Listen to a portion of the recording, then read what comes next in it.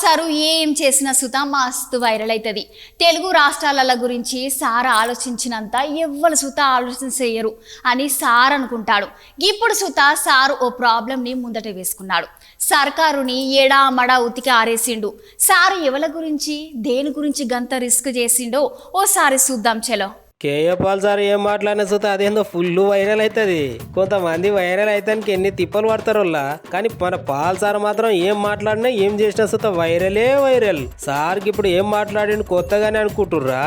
Paul sir ఋషికొండలు కట్టిన CM sir camp office opening చేయడం మీద మస్తు గరం అయిండు. CM camp office capital head quarters opening ఉందని నాకు మీడియా వాళ్ళు చెప్పారు.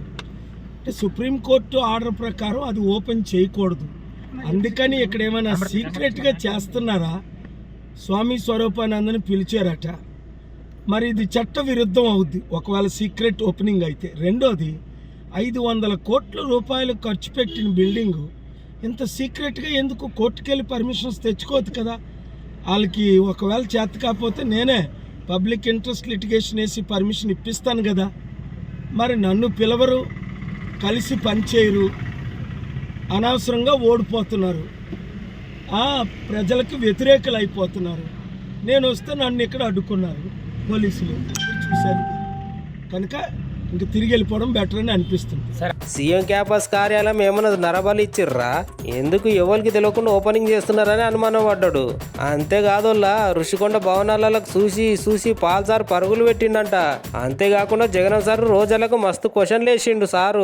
సార్ నాపిన పోలీసుల మీద సుత సార్ ఫుల్ గరం అయ్యాడు. సార్ ముచ్చట్లు మళ్ళీ మీరు నుర్రి. మరి అంటే రోజాకి ప్రైవేట్ డొనేషన్ ఇచ్చారా? మంత్రి రోజాకి సీఎం ఆఫీస్ కి ఇవ్వడం ఏంటి? సీఎం బిల్డింగే కదా ఇది, సీఎం ఆఫీసే కదా. అన్ని మతస్థులు గురువులను పిలిచి ఇక్కడ ఓపెనింగ్ చేస్తూ ఉంటున్నారు సార్. స్వామి స్వరూపానంద్ వచ్చాడని క్లియర్గా నాకు మీడియాలో మీరే చెప్పారు, మీలో ఒకరు. మరి ఇంత ధైర్యంగా మంత్రులు వచ్చినప్పుడు ఇంత సీక్రెట్గా ఎందుకు చేయాలి చట్టవిరుద్ధంగా? అది చాలా సీఎం ఇన్స్ట్రక్షన్స్ లేకుండా జరగవు కదా. ఇది చాలా సీరియస్ క్రైమ్. ఇది సిబిఐ ఎంక్వైరీ అని ఇస్తాం, లేదా నేనే ఇన్వెస్టిగేట్ చేయిస్తాను. సార్ కోర్టులో ఇష్యూ ఉంది, మరి దీనిపై అదే అసలు కోర్టులో ఇష్యూ ఉన్నప్పుడు ఓపెనింగ్ చేయడం అనేది చాలా మేజర్ క్రైమ్ ఇది. అది కానీ ఇంత సీక్రెట్గా ఏదో నరదానం ఏమైనా జరుగుతుందా, నరబలు ఏమైనా చేశారా, కేసీఆర్ అక్కడ చేశారని నేను కోర్టులో ఆర్గ్యూ చేశాను. అదొక డౌట్. వెళ్ళిపోదాం ఇంకెందుకు. Right sir, thank you.